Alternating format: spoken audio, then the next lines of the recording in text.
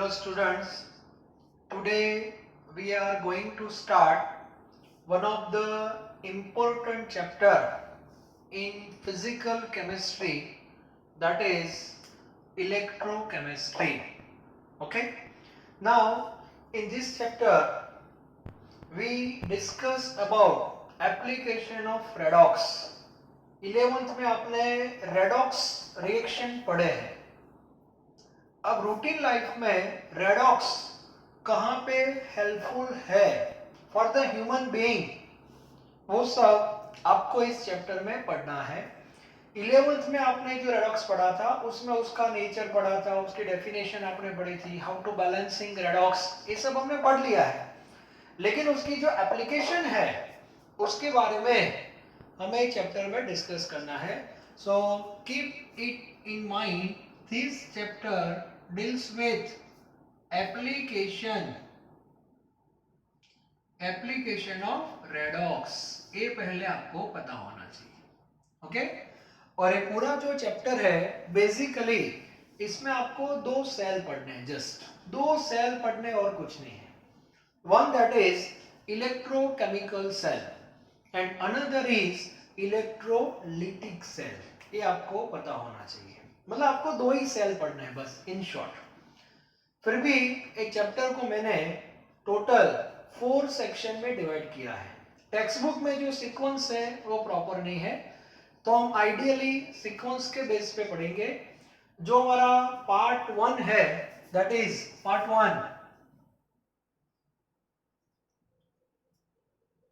1 जो है that is electrochemical cell.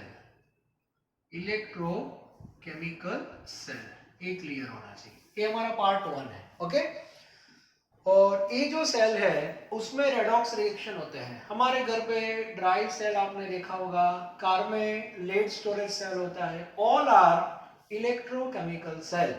And what is the purpose of electrochemical cell? To get electricity और to get electrical energy with the help of chemical energy.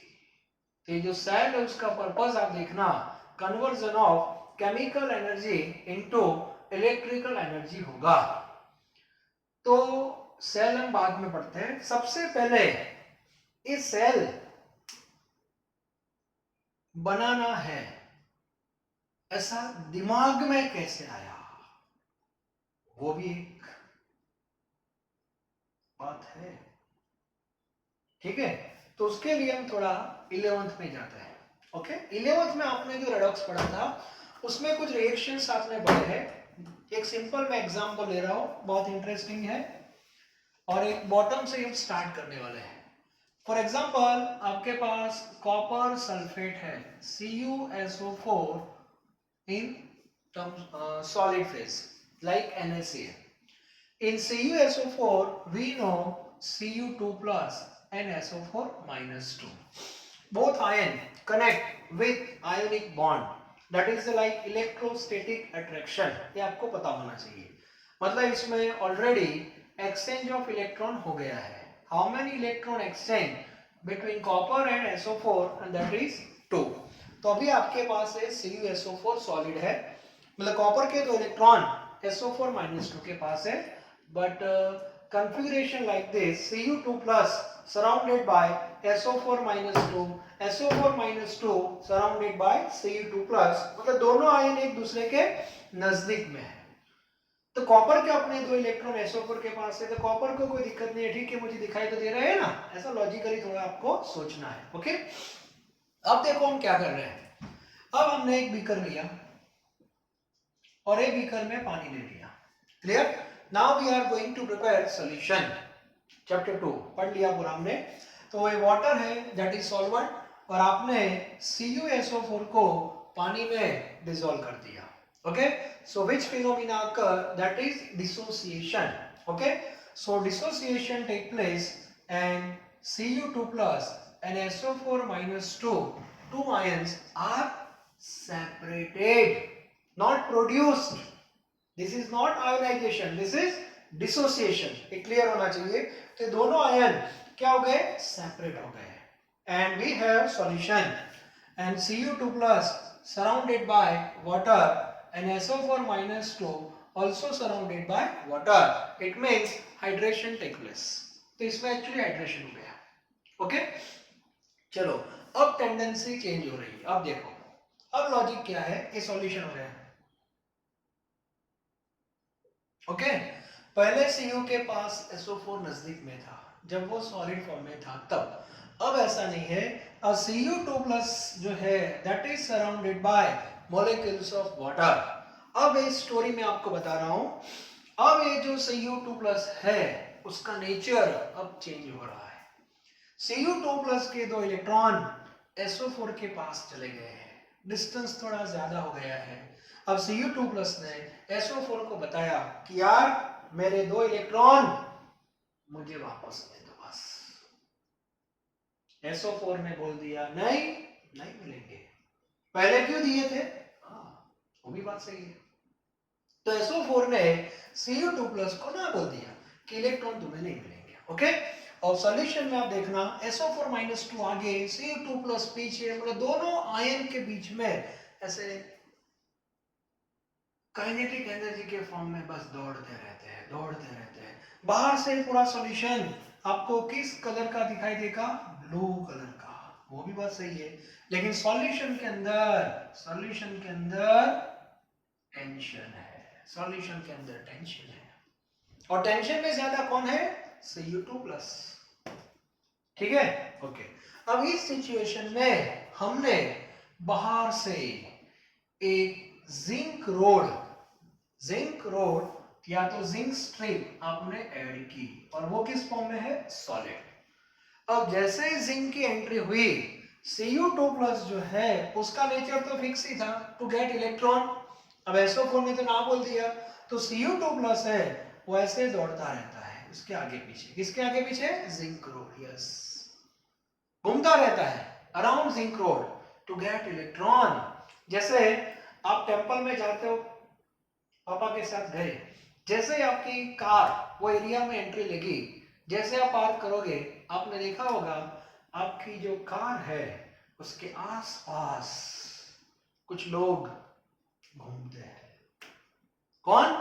बेगर, जो भिखारी बोलते हैं हम. और उनका नेचर फिक्स होता है to get money from your side. Clear? हाँ. तो वैसे ही यहां पे ऐसा हो रहा है, जिंक रोड जो है उसके आसपास Cu2 प्लस घूमता रहता है to get electron.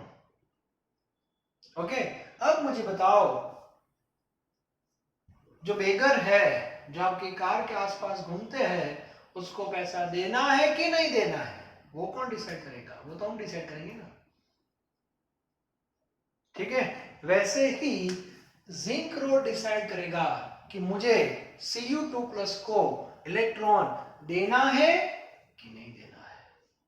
And that based on reactivity series.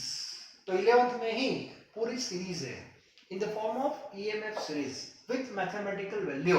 और उसमें आपने नोट डाउन किया होगा, जो जिंक और कॉपर की हम बात करें, बोथ आर मेटल, और मेटल में दो पोटेंशियल होते हैं, ऑक्सीडेशन और रिडक्शन. अभी हम ज्यादा डिटेल में बात नहीं करेंगे, but if you consider 10th standard then you know zinc is more reactive than copper. ऐसा आपने पढ़ा है, zinc is more reactive than copper. It means zinc जो है वो कॉपर के आयन को इलेक्ट्रॉन डोनेट कर सकता है. ओके, ये सब बाद में पढ़ेंगे. So here Zn donate 2 electron and convert into Zn2 plus. Zn2 plus entered into solution. Zn2 plus entered into solution, and this reaction is known as oxidation. Here definition आपको पता है, to remove electron which is known as oxidation. Oxidation की बहुत definition है, लेकिन modern concept जो है that is based on electron. अब दो इलेक्ट्रॉन गेन कौन करेगा? Cu2 plus. Now this Cu2 plus gain 2 more electron and convert into Cu solid, and this reaction is known as reduction. If you combine these two, electron will cancel and finally Zn solid plus Cu2 plus gives Zn2 plus and Cu solid, and this reaction is known as redox. How can you say this one is redox? So on the basis of oxidation number. In future कोई भी reaction को identify करना है कि whether is it redox or not, so in that case we have to mention their oxidation number. Now Zn that is element, copper that is element, और element का oxidation number 0 होता है, और ये आयन है Cu2 plus और ये Zn plus 2. Now see, oxidation number of Zn increase 2, that is oxidation, and copper decrease 2, this is reduction. ये सब आपने 11th में पढ़ा है. तो ये रिएक्शन आपका होगा रेडॉक्स. इट मींस इसमें रेडॉक्स रिएक्शन हो रहा है, और ये जो रेडॉक्स है that is Sp. Sp means spontaneous redox. अब मुझे बताओ, ये जब रेडॉक्स हुआ तो सॉल्यूशन में कैसे कैसे चेंज हुए, पहले मुझे वो बताओ. सबसे पहले type of solution change. Initially, before adding zinc chloride, solution of CuSO4, but after adding Zn, this solution convert CuSO4 to ZnSO4. Solution का टाइप चेंज हो गया. कलर की जो इंटेंसिटी थी वो भी कम हो जाएगी. सॉल्यूशन में कॉपर किस फॉर्म में आ जाएगा, सॉलिड फॉर्म में आ जाएगा. तो ऐसे ऐसे पॉइंट्स हम इसमें लिख सकते हैं, और इसके बेस पे बहुत सारे एमसीक्यूज भी हम डेवलप कर सकते हैं कि पर्टिकुलर सॉल्यूशन को हम पर्टिकुलर वेसल में प्रिजर्व या स्टोर कर सकते हैं कि नहीं, पर्टिकुलर सॉल्यूशन को हम पर्टिकुलर मेटल की स्पून से स्टीयरिंग कर सकते हैं कि नहीं. ऐसे बहुत सारे क्वेश्चंस इसके बेस पे हम बना सकते हैं, पटवाज में भी बनाएंगे, नो टेंशन. ओके, अब मेरा पॉइंट यहाँ पे क्या हो रहा है, यहाँ जो रेडॉक्स हुआ वो Sp है, नो डाउट. फिर भी ये रेडॉक्स से हमें कुछ बेनिफिट नहीं हुआ, मानते हो कि नहीं? मुझे बता आपको क्या बेनिफिट हुआ. ये रिएक्शन से रेडॉक्स हुआ, सही बात है, लेकिन आपको बेनिफिट क्या हुआ? नथिंग, कोई बेनिफिट नहीं. इलेक्ट्रॉन जो एक्सचेंज हुए वो अंदर ही अंदर हो गए, तो उसका जो बेनिफिट लेना चाहिए वो हम ले नहीं पाए. सॉल्यूशन का टाइप जो था वो चेंज हो गया, so there is no benefit in that case. Okay, अब ऐसा मानते हैं कि डेनियल एक साइंटिस्ट है, उसके दिमाग में एक बात आई कि दो रिएक्शन जो एक ही वेसल में हो रहे हैं, क्यों ना दो डिफरेंट वेसल में हो. मतलब एक वेसल में ए रिएक्शन हो और एक वेसल में रिएक्शन हो, तो उससे क्या होगा, उससे क्या होगा, तो मान लो कि एक बीकर यहाँ पे, दूसरा यहाँ पे हम सेट कर देते हैं. यहां से इलेक्ट्रॉन बाहर निकलेंगे, यहाँ पे जाएंगे, और हमें बीच में स्पेस मिलेगी, बीच में स्पेस मिलेगी. जो इलेक्ट्रॉन बाहर निकलेंगे उसको हम एक रास्ता देंगे थ्रू वायर, और वहां से हमें इलेक्ट्रिसिटी मिलेगी, and that is electrical energy. तो ये कॉन्सेप्ट डेनियल के दिमाग में आया, ये देख के.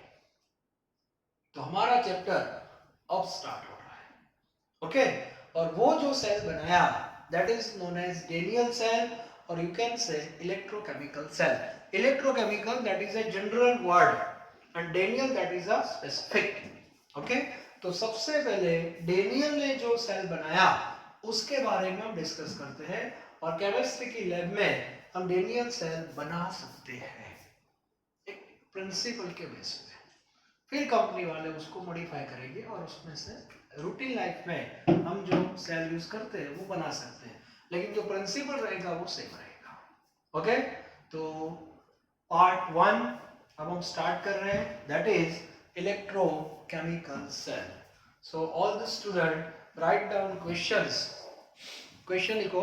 क्वेश्चन बहुत सिंपल है, आंसर भी इजी है, और ज्यादातर स्टूडेंट आंसर लिखते भी हैं. बेस्ट, आपको भी रिकॉर्ड ब्रेक नहीं करना है. So write down the first question. Write principle, then configuration और construction and working of electrochemical cell, bracket में लिखना Daniell cell, galvanic cell, voltaic cell, बहुत नेम है इसमें. सो पार्ट 1 लिखा question. Okay, all of you write down principle. First principle क्या होगा इसमें? So write down conversion of chemical energy. Principal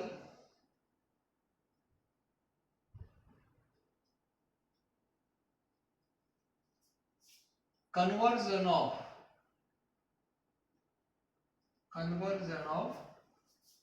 chemical energy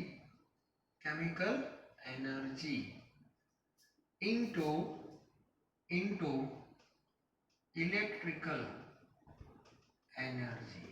okay, मतलब हमें दो सेल पढ़ने हैं. मैंने पहले बोल दिया इलेक्ट्रोकेमिकल सेल और इलेक्ट्रोलिटिक सेल, ऐसे दो सेल आपको पढ़ने हैं. दोनों का जो प्रिंसिपल है दैट इज अपोजिट.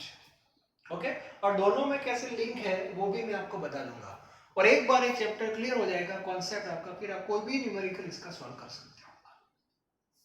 ओके, तो सबसे पहले प्रिंसिपल आपका हो गया. Now construction. 11th में आपने ड्रॉ किया था, फिर भी एक बार फिर से मैं ले रहा हूं. ठीक है, चलो सबसे पहले डेनियल जो था, अभी हम जो बात करेंगे पर्टिकुलर डेनियल सेल के बारे में. Okay, Daniell cell. तो डेनियल सेल जो है उसमें कुछ कंडीशन फिक्स है. तो डेनियल ने सबसे पहले ऐसा मान लो कि दो बीकर लिए थे. बोथ आर ट्रांसपेरेंट, मतलब made up of glass. Chemistry की लैब में दो बीकर हो तो वैसे दो बीकर ले लो. ओके, चलो उसमें दोनों में हम पहले कुछ मैथमेटिकल डेटा पे फिक्स कर देते हैं. दोनों में पहले हमने वाटर ले लिया. कितना ले लिया? 1 litre. And 1 litre water it means 1 litre solvent eight which temperature 25. पानी आपने लिया तो कितना लिया मेंशन करो, क्या प्रॉब्लम है? 1 लीटर लिया. ओके, दोनों में लेवल सेम. टेम्परेचर भी सेम कर दिया मैंने 25. It means room temperature. अब दो सॉल्यूशन बनाने हैं. One that is solution of zinc sulphate and another solution of copper sulphate. तो ये जो बीकर ए है सपोज, और ये है डी. इसमें जो सॉल्यूशन है that is zinc sulphate. So ZnSO4 undergoes dissociation and hydration will take place. Zn2 plus surrounded by water and SO4 minus 2 also surrounded by water. It means we have solution of zinc sulfate. और आपने कितना dissolve किया? 1 मोल. Yes, कितना dissolve किया? 1 मोल. So here concentration becomes 1 molarity. 1 molarity means 1 mole solute in 1 liter solvent, sorry 1 liter solution. तो ये आपका हो गया 1 mole ZnSO4. क्लियर? चलिए आपका सॉल्यूशन हो गया. Here you have to dissolve 1 mole copper sulfate. Copper sulfate means Cu2 plus and SO4 minus 2. तो ये भी हमने 1 मोलर डिजाइन किया है, 1 molar CuSO4. Okay, now color. Zn2 plus that is colorless, SO4 minus 2 also colorless. Why colorless? तो इसका answer आपको ये भी नहीं मिलेगा, वो बाद में मिलेगा, चैप्टर नंबर 8 में मिलेगा. ओके, Cu2 plus का जो कलर है वो ब्लू कलर है, वो भी चैप्टर नंबर 8 में आपको पता चलेगा. मतलब ये दो बीकर है, ग्लास के हैं, दोनों में दो सॉल्यूशन लिए. वन जो है that is the colorless, second that is blue color, both having same concentration and that is equal to 1 molarity and having same temperature that is 25. Okay, तो इतना आपने बना लिया. बाद में ये जो सॉल्यूशन है उसमें आपको जिंक रोड या स्ट्रिप आपको रखनी है, और यहां पे आपको रखना है कॉपर स्ट्रिप. और दोनों जो रोड है उसका इनिशियली आपको मास वेट क्या कर देना है? मेजर कर देना है. तो सबसे पहले ऐसे आपके दो पार्ट हो गए and this two part is known as electrode और you can say half cell. इसको क्या बोलते हैं, आइदर हाफ सेल और इलेक्ट्रोड। क्लियर? तो सबसे पहले आपको 2 हाफ सेल प्रिपेयर करने हैं, तो हमने 2 हाफ सेल बना दिए। अब ये दोनों हाफ सेल को, हाफ सेल, यस ये हाफ सेल है, अब ये 2 हाफ सेल को कनेक्ट करना है। Half cell plus half cell, कुछ लोग बोले sir 2 half cell, 2 half cell नहीं, फुल सेल, यस। अब हम 2 हाफ सेल को कनेक्ट कर रहे हैं और आपको मिलेगा इलेक्ट्रोकेमिकल सेल। अब कनेक्शन कैसे होगा, तो देखो ये मेटल है और ये भी मेटल है, तो मेटल को मेटल के साथ जोड़ना है थ्रू मेटल, सिंपल। तो आपको यहाँ पे कॉपर का एक वायर लेना है और वो वायर से इसमें यहाँ पे जोड़ दो, बीच में आपको रख देना है वो गैल्वेनोमीटर, वो सब, ठीक है। सो ये जो पाथ है that is known as external circuit. ये जो सर्किट है इसको क्या बोलते हैं, मैं निकाल देता हूं, अभी जगह नहीं है तो इसके लिए। ये जो सर्किट है that is known as external circuit, yes याद रखना, external circuit made up of metal. ऐसे क्वेश्चंस आते हैं in electrochemical cell, external circuit made up of metal, and we know in case of metal conduction due to free electron. ये concept भी आपका clear होना चाहिए, ओके।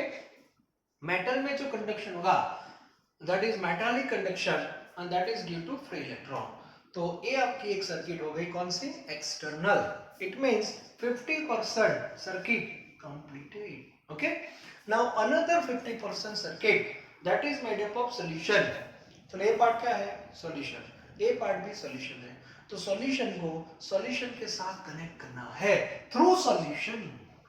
कैसे करोगे, for that we have one tube और शेप कैसा होगा, like U, yes U tube, channel वाला यूट्यूब नहीं, ओके।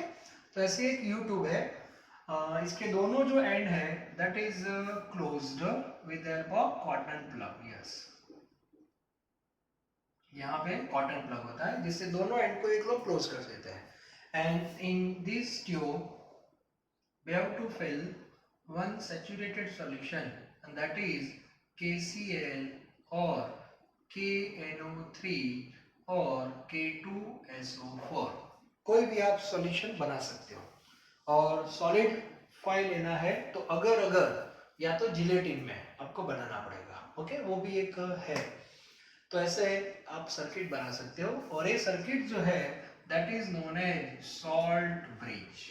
ये सर्किट को क्या बोलते हैं, सॉल्ट ब्रिज बोलते हैं, yes. And this bridge is known as internal circuit, ऐसे याद रखना है।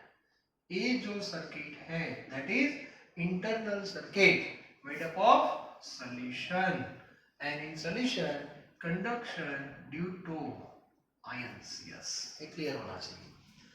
नॉर्मली जब आप फिजिक्स पढ़ते हो वहां पे मेटालिक कंडक्शन होता है, conduction in metal due to free electron, लेकिन ये जो हमारे दो सेल है, इलेक्ट्रोकेमिकल सेल और इलेक्ट्रोलिटिक सेल, दोनों ही सेल में आप देखना दो सर्किट होगी, one circuit made up of metal, another circuit made up of solution।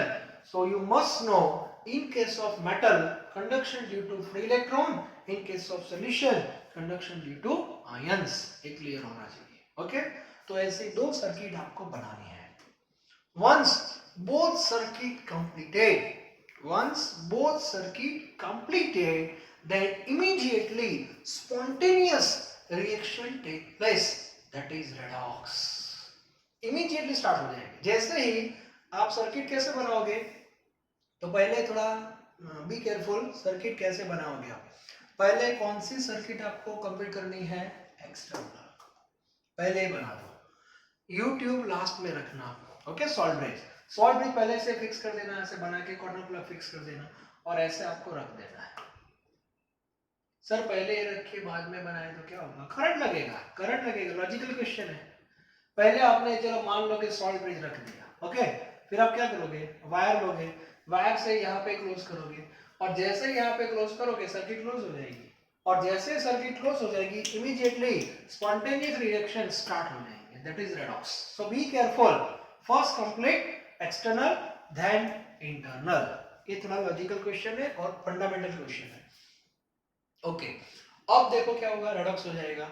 अब रेडॉक्स मतलब oxidation reduction. So question is where oxidation occurs and where reduction occurs. So again we know Zn is more reactive than copper. Zn is more reactive than copper.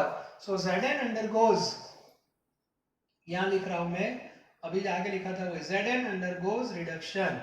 So Zn 2 plus and 2 electron. So 2 electron entered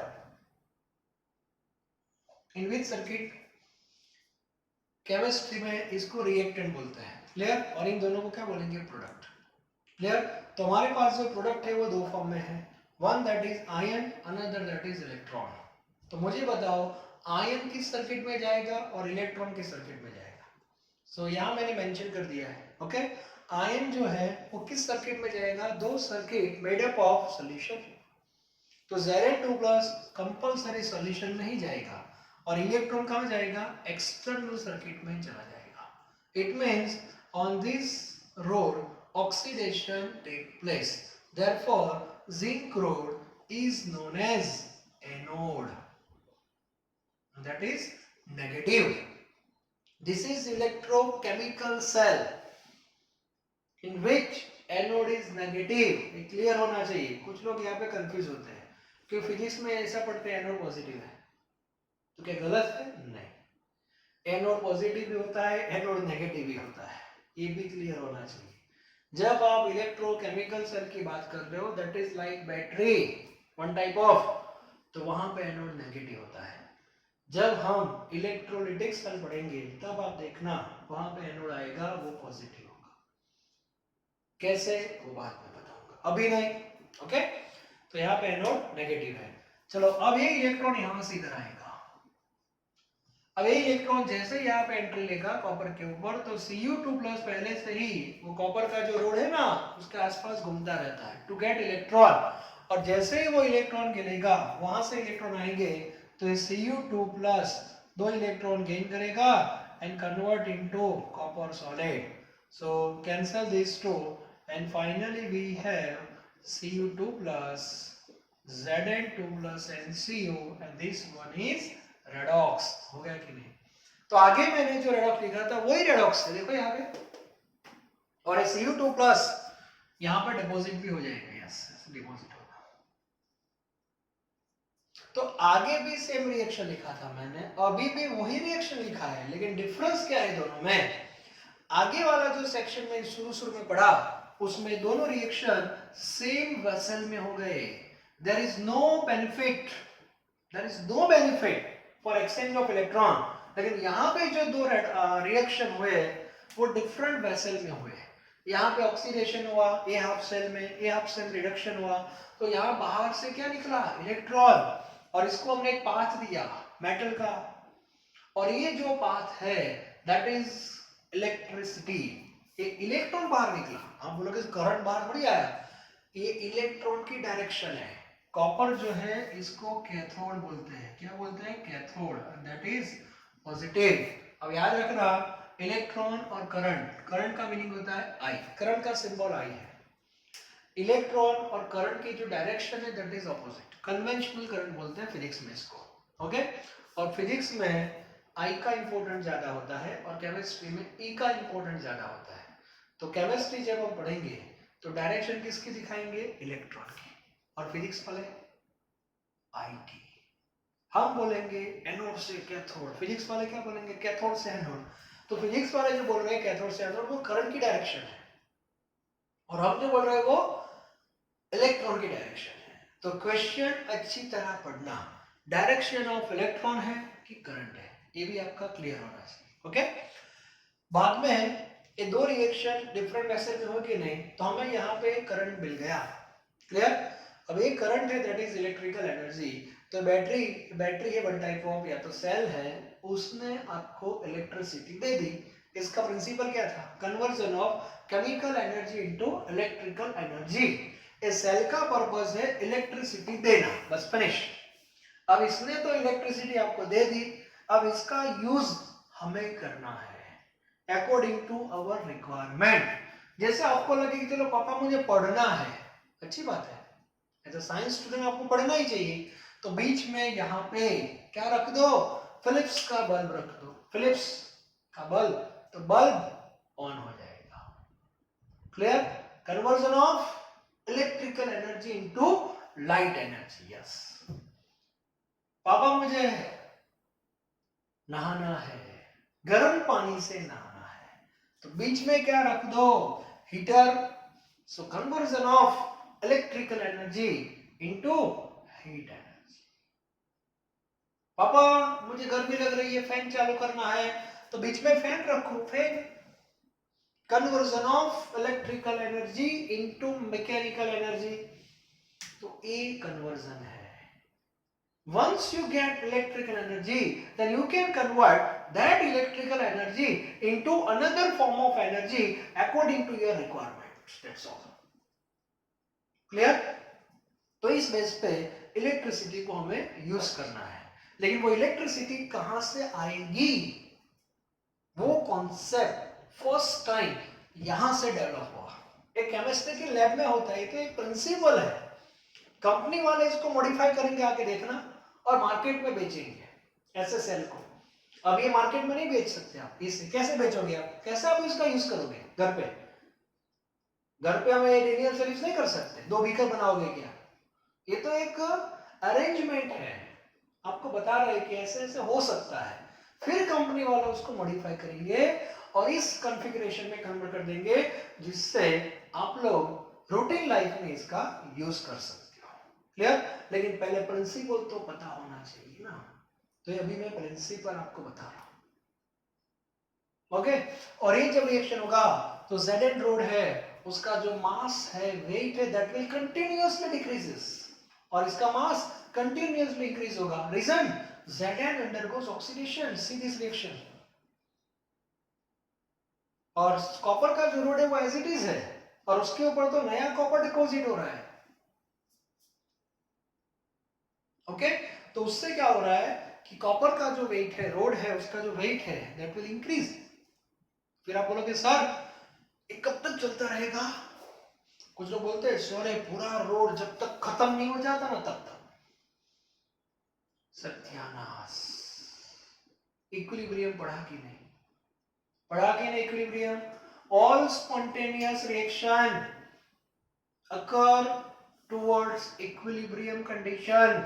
Once equilibrium condition established, reaction will stop.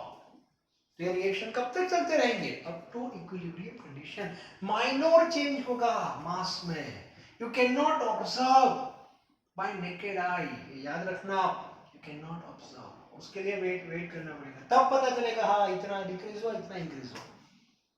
Clear? तो ये है आपका electrochemical cell, Daniell cell. Daniell specific है, zinc copper वाला Daniell ऐसे। बाद में आप मेटल चेंज कर सकते हो, फिर वो डेनियल नहीं होगा, वो कोई दूसरा होगा, लेकिन इलेक्ट्रोकेमिकल तो है। Electrochemical that is a general name. Okay? अब कुछ स्टूडेंट खड़े हो जाएंगे, सर एक क्वेश्चन है। मैंने बोला क्या है भाई? सर ये बात तो सब सही है कि चलो यहाँ से इलेक्ट्रॉन निकला, इधर आ गया, फिलिप्स का बल्ब चालू हो गया, हीटर, वो सब बात सही है सर आपकी, आपने जो बताया वो।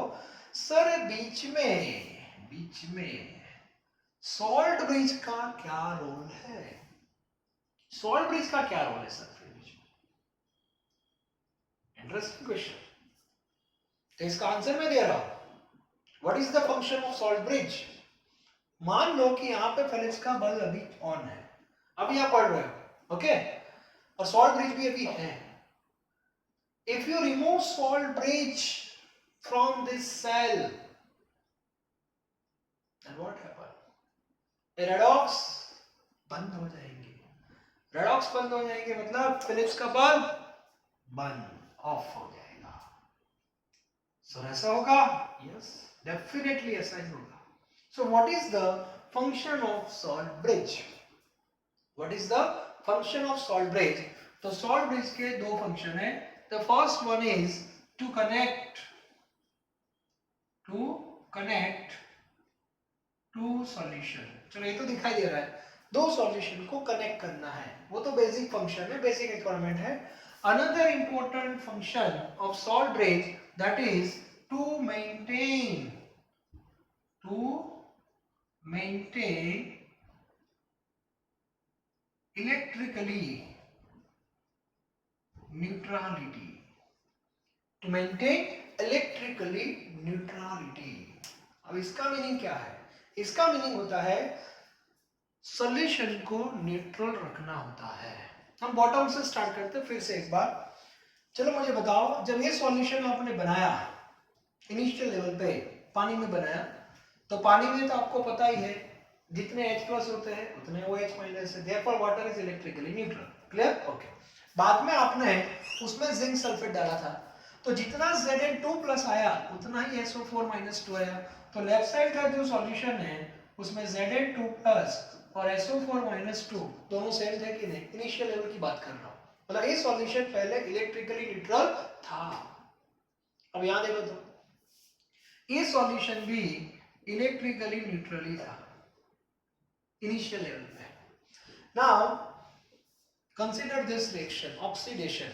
Zn का जब ऑक्सीडेशन हुआ तो Zn2+ सॉल्यूशन में आया, मतलब पॉजिटिव चार्ज आया कि नहीं, और इलेक्ट्रॉन तो बाहर चला गया। तो प्रॉब्लम क्या हुआ, लेफ्ट साइड का जो सॉल्यूशन था जिसमें दोनों चार्ज इक्वल थे वो इक्वल नहीं रहते, Zn2+ का प्रोपोर्शन ज्यादा हो जाता है। It means this solution becomes positively charged.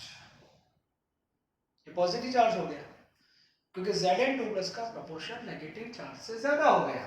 Therefore okay, यहां पे क्या हुआ, उल्टा हुआ, Cu2+ इधर चला गया तो अपने आप SO4 - 2 का प्रोपोर्शन ज्यादा हो गया। Therefore, this solution becomes negatively charged solution. If this happen, positive and negative, then redox reaction cannot possible, and cells stop working. Possible है ही नहीं, because in circuit the overall charge that is 0. पूरी circuit होती है ना वो electrically neutral होनी चाहिए। तो इसका आंसर सॉल्ट ब्रिज के पास है। तो सॉल्ट ब्रिज क्या करता है, पर्टिकुलर आयन, जैसे मान लो कि यहाँ पे SO4 का प्रोपोर्शन ज्यादा है और यहाँ पे मान लो कि SO4 का प्रोपोर्शन कम है, तो SO4- जो है वो यहाँ से सॉल्ट ब्रिज में से इसके अंदर आ जाता है विदाउट कंबाइंड विथ KCl और whatever KMl, उनका कोई रोल नहीं है, जस्ट मीडिएटर। ओके, SO4- तो यहाँ से इधर आ जाता है बस। तो दोनों सॉल्यूशन का प्रॉब्लम सॉल्व। यहाँ पे SO4 कम है, यहाँ पे SO4 ज्यादा है, तो SO4 इधर से इधर आ गया, तो सॉल्ट ब्रिज ने वो काम कर दिया। Therefore, conduction in solution due to ions, ये आपको पता होना चाहिए। मतलब इलेक्ट्रॉन यहाँ से इधर जा रहा है, लेफ्ट टू राइट, तो negative ion right to left आ रहा है, तो ओवरऑल सर्किट क्या हो गई, बैलेंस हो गई कि नहीं। यहाँ से इलेक्ट्रॉन निकले निकले निकले निकले यहाँ आ गए, तो यहाँ पे माइनस इधर से इधर आ गया, कंटिन्यूअस सर्किट हो गई कि नहीं। इसीलिए हम बोलते हैं ना 50% सर्किट इलेक्ट्रॉन से बनती है, 50% आयन से बनती है। और पूरी सर्किट में जो फ्लो होता है वो नेगेटिव चार्ज का होता है। नेगेटिव चार्ज इलेक्ट्रॉन के पास भी है और नेगेटिव चार्ज आयन के पास भी है, और इस बेस पे पूरा सर्किट आपका कंप्लीट होता है। So there are two important function of salt bridge, one is to connect solution and second to maintain electrically neutrality. तो ये आपको पता होना चाहिए। ओके, तो आज का जो मेरा लेक्चर था उसमें इतने पॉइंट्स मुझे रिवाइज करवाने थे। एक्चुअली ये सब 11th का टॉपिक है, फिर भी जब चैप्टर स्टार्ट होता है हमारा इलेक्ट्रोकेमिस्ट्री तो यहाँ से ही स्टार्ट होता है। तो होमवर्क में आप क्या लिखोगे, तो ये सब 12th की बुक में नहीं होगा। तो आपको क्वेश्चन मैंने आपको लिखा दिया है, आंसर में आपको पहले प्रिंसिपल लिखना है, conversion of chemical energy into electrical energy, बाद में एक बेस डायग्राम आपको ड्रॉ करना है, दैट इज कंस्ट्रक्शन, और फिर आप अपने हिसाब से डिस्क्रिप्शन थोड़ा लिख सकते हो। There are two solution, one containing ZnSO4, another containing CuSO4. In both solution we have to insert Zn and copper rod respectively. Okay, then you have to connect half cell with the help of external circuit F internal, ये सब आप अपने हिसाब से लिख सकते हो। and once both circuit एक कंस्ट्रक्शन में हो जाएगा, बाद में लिख देना वर्किंग, वर्किंग क्या लिखोगे, once both circuit completed then spontaneous redox take place like this. Okay, and due to that reaction weight of zinc rod decreases, weight of copper rod increases. ये भी आप लिख सकते हो. कलर में कोई चेंज नहीं होगा. ओके. और सॉल्ट ब्रिज है उसका थोड़ा फंक्शन लिख देना. सॉल्ट ब्रिज का क्या रोल है ये सब 12th में नहीं है, मैं पहले से बोल रहा हूँ, लेकिन आप एक लिख देना. एक इनिशियल आपका होना चाहिए इलेक्ट्रोकेमिकल सेट का. कल में इतना होने के बाद कल में की पॉइंट्स आपको लिखाने वाला हूँ. की पॉइंट्स बस वो मेन है. ओके. लेकिन उससे पहले बेसिक इंफॉर्मेशन आपके पास होनी चाहिए. क्लियर. तो आज का लेक्चर यहाँ पे मैं कंप्लीट कर रहा हूँ. कल मैं की पॉइंट्स आपको लिखाने वाला हूँ, तो आप मेरे साथ रहना, नोट पेन लेके बैठना. जो भी मैं आपको लिखा हूँ वो आपको नोट डाउन करना है और सारे पॉइंट्स मैं आपको बता दूंगा. बस इलेक्ट्रोकेमिकल मतलब बस इतना ही है ऐसा नहीं है, इसके अंदर बहुत कुछ है जो बाहर निकालने वाले हैं. तो सारे पॉइंट्स जो मेन पॉइंट्स है, दैट इज योर कॉन्सेप्ट, वो मैं आपको लिखा दूंगा. उसमें से नंबर ऑफ एमसीक्यूज आपको मिलेंगे. ओके. तो कल तक वेट करिए. कल मैं सारे पॉइंट्स आपको लिखा दूंगा जो टेक्स्ट बुक में भी नहीं होंगे, कहीं पर भी नहीं होंगे. नोट्स आपको मेंटेन करनी है प्रॉपरली. ओके. जो टेक्स्ट बुक पे से लिखना है वो भी मैं आपको बताऊंगा, कौन सा टॉपिक कहाँ से लिखना है, लेकिन आपकी एक नोट्स है वो परफेक्ट होना चाहिए. Okay. Thank you very very much.